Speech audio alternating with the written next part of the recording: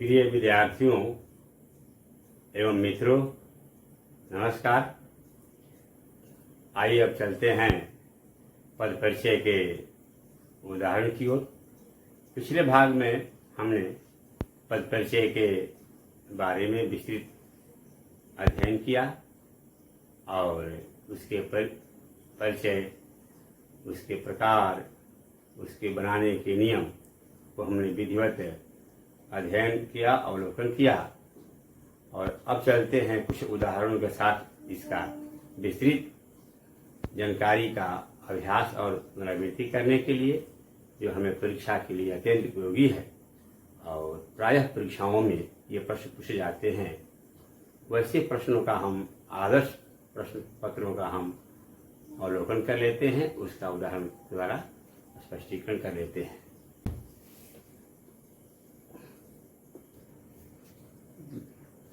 पहला उदाहरण है कि वह आम खाता है। जैसे इसमें से आ गया वह आम खाता है और रेखांकित है वह। प्रश्न पत्र में पूछा गया है कि रेखांकित पद का परिचय कीजिए या व्याकरणिक परिचय कीजिए। तो सबसे पहले हमें देखना है कि व्याकरण की दृष्टि से वह किस प्रकार के शब्द हैं। संज्ञा, सर्वनाम, विशेषण, क्रिया, अव्यय वे किस प्रकार के हैं, पहचान गए। इसके बाद उसका हम विस्तृत पद परिचय करेंगे। तो वह देखेंगे, वह आम खाता है, तो वह क्या हो गया, यहाँ वह कर देंगे। वह हो गया सर्वनाम, सर्वनाम। अब उसके भेद देखेंगे, कौन सा भेद है, तो पुरुषवाचक के अंतर्गत आएगा, तो पुरुषवाचक हो गया। तो पुरुषवाचक के 3 भेद होते हैं, उत्तम पुरुष, मध्यम पुरुष, अन्य पुरुष। तो ये हो जाएगा पुरुषवाचक अन्य अन्य पुरुष। सर्वनाम हो गया अन्य पुरुष। अब फिर देख लिए कि वह लिंग क्या है। लिंग देखने के लिए कर्ता को देखेंगे, वह आम खाता है। खाता है पुल्लिंग है, तो यह भी आम पुल्लिंग होगा, क्योंकि वह सर्वनाम है। सर्वनाम किसे कहते हैं, जो शब्द संज्ञा की जगह पर प्रयोग हो या संज्ञा के लिए प्रयोग किया गया है। तो वह कोई व्यक्ति होगा, तो यह पुरुष का द्योतक है, ये हो गया पुल्लिंग।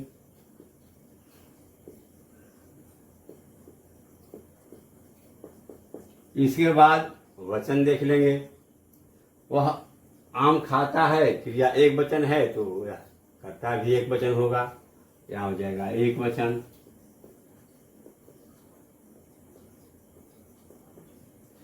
अब देख लेंगे कारक। तो वह क्या है, आम खाने वाला है, जो कार्य करता है, और हो गया कर्ता कारक। अब इसमें कर्ता का चिन्ह नहीं है, तो कर्ता के साथ ने होता है, नहीं भी होता है। नहीं होता है कब, तो जहाँ उसके बाद निर्जीव वस्तु है, उसे कर्ता के साथ ने का प्रयोग नहीं होता है। यानी वर्तमान काल भी है, भूतकाल में ने का प्रयोग होता है। यहाँ कर्ता कारक हो गया, यहाँ कर देंगे कर्ता कारक।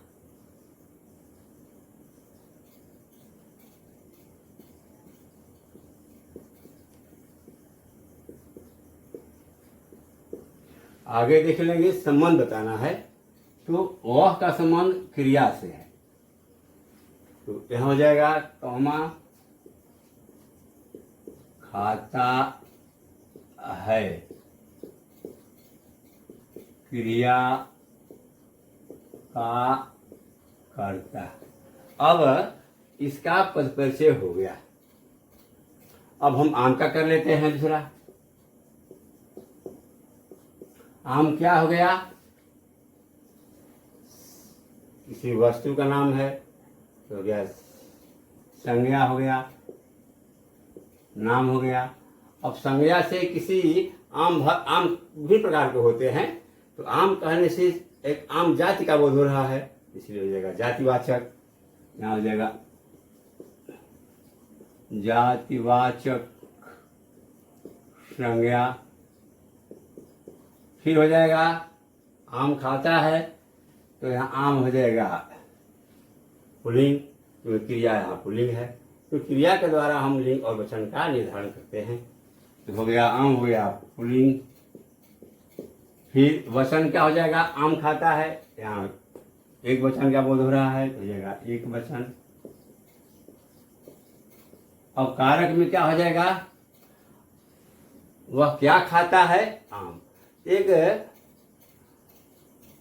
सकर्मक और अकर्मक पहचानने के लिए क्रिया से क्या लगाकर प्रश्न करते हैं। यदि उत्तर मिलता है तो सकर्मक, उत्तर नहीं मिलता है तो अकर्मक। तो हम प्रश्न करते हैं कि वह क्या खाता है, उत्तर क्या मिला, आम। तो आम क्या हो गया, कर्म। तो यहाँ हो जाएगा कर्म, तो हो गया कर्म, इसका पूरा हो गया। अब देख लेते हैं खाता है का।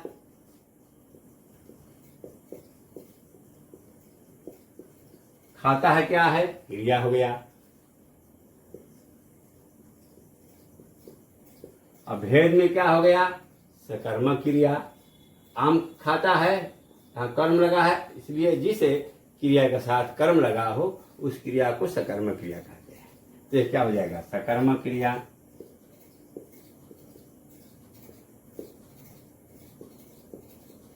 आप फिर देख लेंगे लिंग, खाता है, इसी लिंग पुल्लिंग में हो गया पुल्लिंग, यहाँ हो जाएगा पुल्लिंग। फिर वचन में क्या हो गया, एक वचन।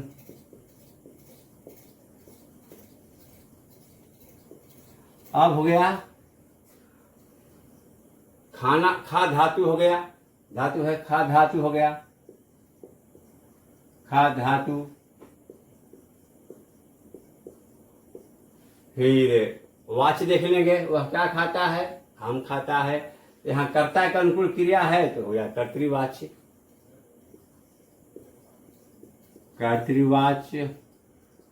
अब देख लेंगे काल, वह खाता क्या है, जो काम वर्तमान में हो रहा है उसे वर्तमान काल कहेंगे। यहाँ ताते थी लगता है क्रिया में, वह वर्तमान काल होता है, इसे अंग्रेजी में हम कहते हैं प्रेजेंट टेंस। तो प्रेजेंट टेंस का हिंदी में अनुवाद हो गया वर्तमान काल, ये हो गया, कर लेंगे वर्तमान काल।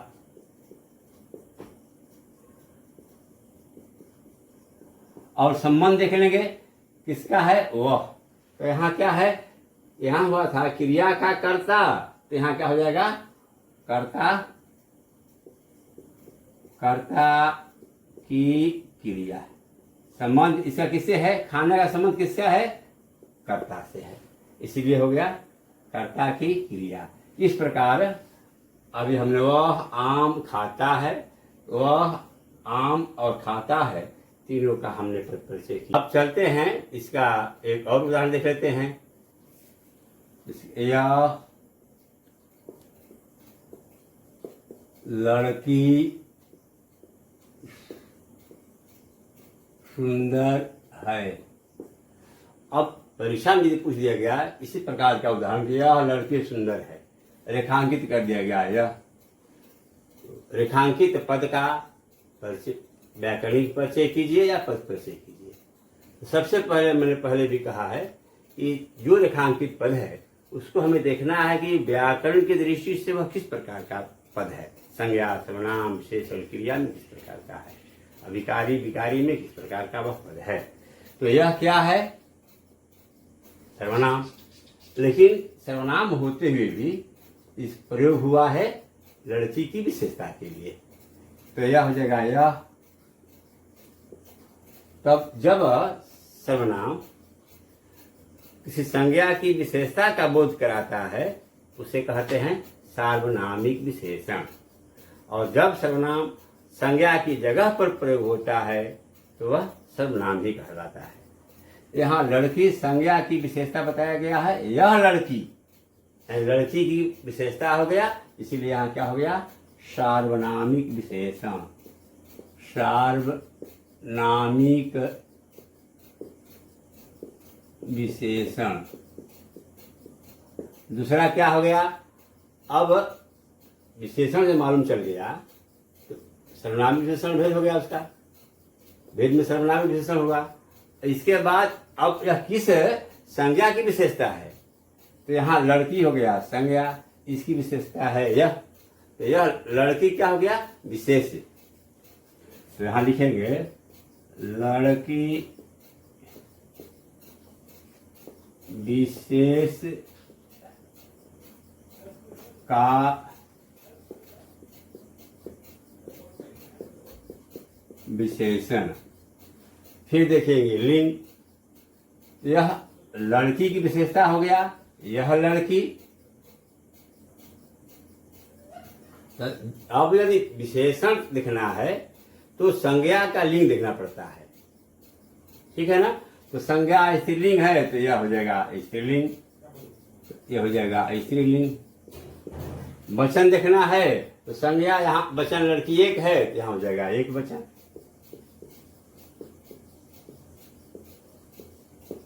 अब ये हो गया पूरा इसका पद परिचय। फिर आगे देख लेते हैं सुंदर शब्द का, क्योंकि लड़की संज्ञा का पहले मैं इसका उदाहरण कर चुका हूं। अब हम इसका करते सुंदर देख लेते हैं।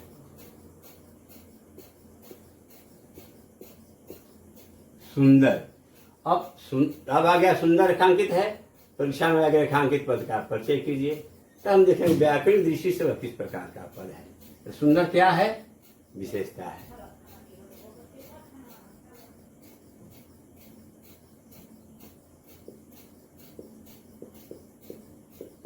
विशेषण हो गया, उसमें भेद में क्या हो गया, विशेषण चार भेद होते हैं, गुणवाचक, संख्यावाचक, परिमाणवाचक, सार्वनामिक।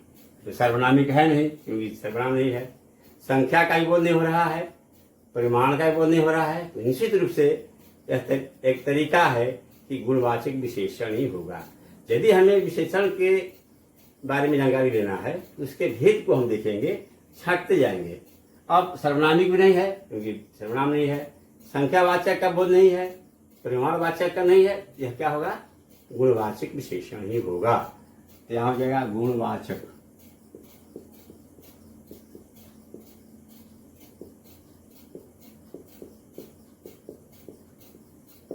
अब हो गया लिंग, सुंदर है, स्त्रीलिंग हो जाएगा, और वचन हो जाएगा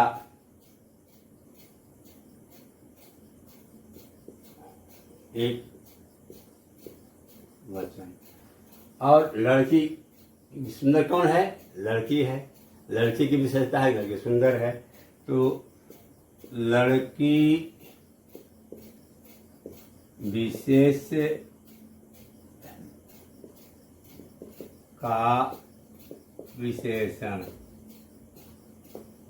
ये हो गया। तो इस प्रकार अभी हमने देखा यह लड़की सुंदर है। अब हम चलते हैं एक और उदाहरण देते हैं। आहा उपवन में सुंदर फूल खिले हैं, तीसरा कहें, आहा उपवन में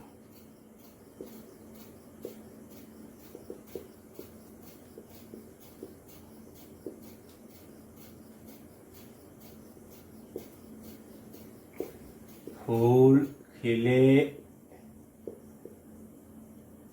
हैं। अब आहा क्या कर दिया, परिचय। आहा का क्या हो गया, लिख देंगे आहा। अब आहा क्या है, व्याकरण दृष्टि से यह चिन्ह है विस्मयादि बोधक चिन्ह।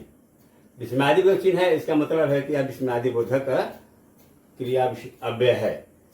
यहाँ लिख देंगे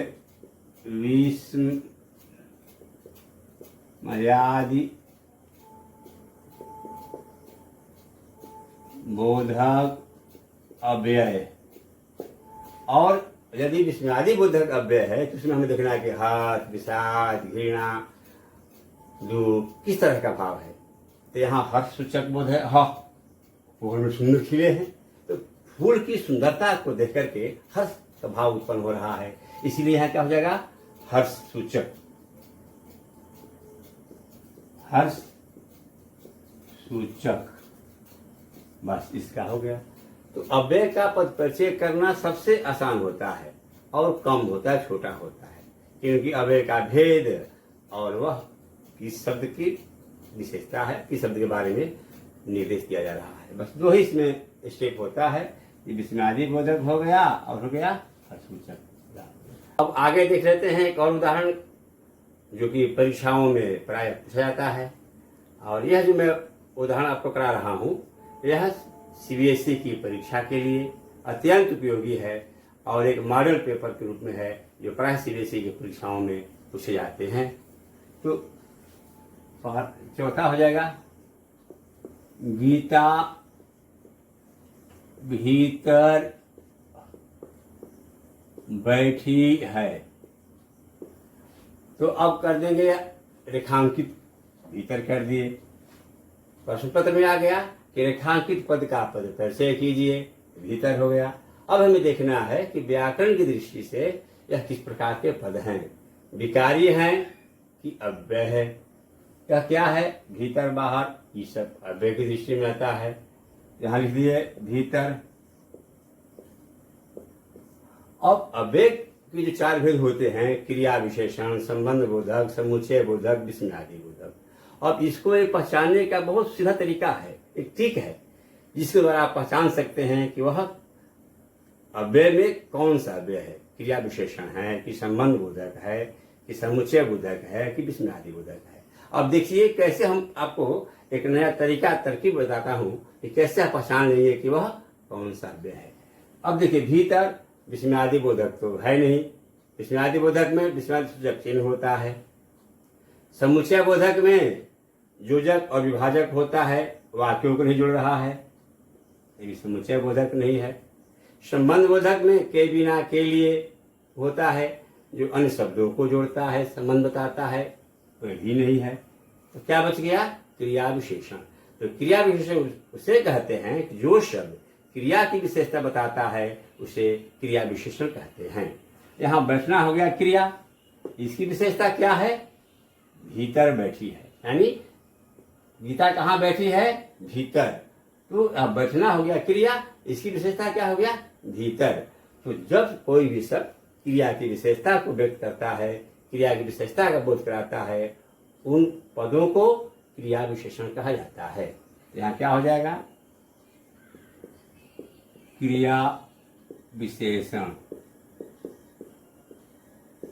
अब क्रिया विशेषण हो गया, फिर दूसरा स्टेप में क्या है कि कौन सी क्रिया की विशेषता है। बस क्रिया विशेषण दो स्टेप है, अव्यय के भेद और उसका क्रिया के साथ संबंध है, या कौन सी क्रिया की विशेषता है उसके बारे में बताना है। यहाँ हो जाएगा बैठी है, क्रिया की विशेषता। अब क्या हो गया, बैठी है क्रिया की विशेषता, बस पूरा हो गया। तो क्रिया विशेषण दो ही स्टेप आपको करना है, क्रिया विशेषण पहचान गए तो क्रिया विशेषण हो गया, और उस किस क्रिया की विशेषता है उस क्रिया के साथ संबंध बता देना है। तो हो गया बैठी है क्रिया की विशेषता, बस पूरा। तो प्रिय विद्यार्थियों, अभी हमने 4 उदाहरण का पद परिचय किया, एक और उदाहरण का पद परिचय कर लेता हूँ जो आपके लिए उपयोगी भी है और अव्यय से संबंधित भी है।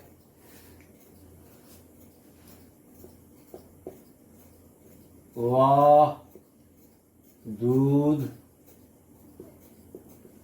नहीं लाया, इसलिए चाय नहीं बनी। अब इसमें इसलिए रेखांकित हो गया, और प्रश्न पत्र में पूछा गया कि रेखांकित पद का व्याकरणिक परिचय कीजिए या रेखांकित का पद परिचय कीजिए। सबसे पहले यहाँ हम लिख देंगे इसलिए हो गया गए।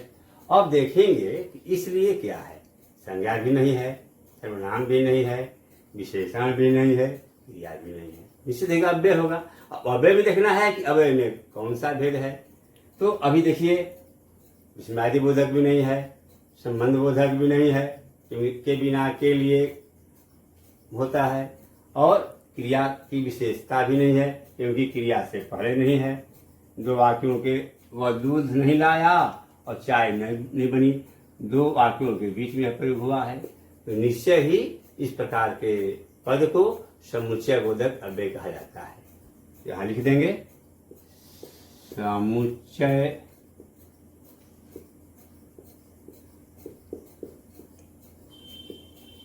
बोधक अव्यय। अब देख लेंगे इसे कि समुच्चय बोधक अव्यय क्या करता है, दोनों वाक्यों के बीच में जोड़ने का काम करता है। और दूध नहीं लाया तो चाय नहीं बनी, तो दोनों वाक्यों को जोड़ने का काम करता है। इसे कहेंगे समानाधिकरण। समानाधिकरण,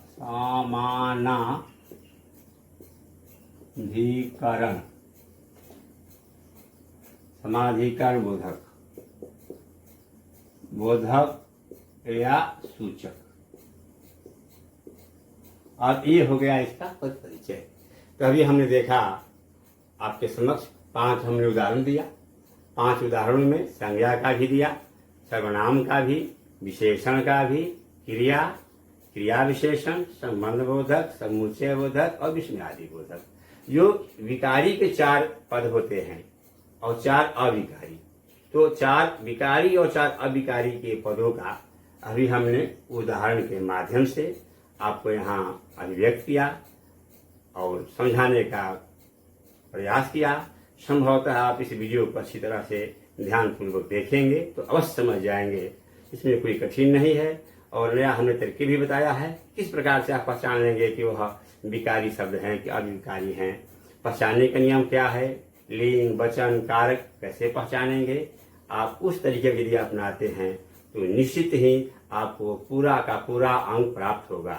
तो सीबीएसई के मानक के अनुसार आपको यह बताया गया जो सीबीएसई की परीक्षाओं में प्रायः पूछे जाते हैं। और ये जो मैंने उदाहरण दिया है यह मॉडल प्रश्न पत्र है और मॉडल व्याकरण के अंतर्गत पद परिचय के अंतर्गत आता है। तो प्रिय विद्यार्थियों, अभी हमने आपको समझाने का इस भाग में भरपूर प्रयास किया। आप इस वीडियो को ध्यानपूर्वक देखिए और जहाँ कहीं आपको कठिनाई हो समझने में तो उस कमेंट बॉक्स में आप अपना सुझाव दीजिए। निश्चित ही आगे मैं अगले भाग में समझाने का प्रयास करूँगा। और तब तक के लिए आप सभी को बहुत बहुत धन्यवाद।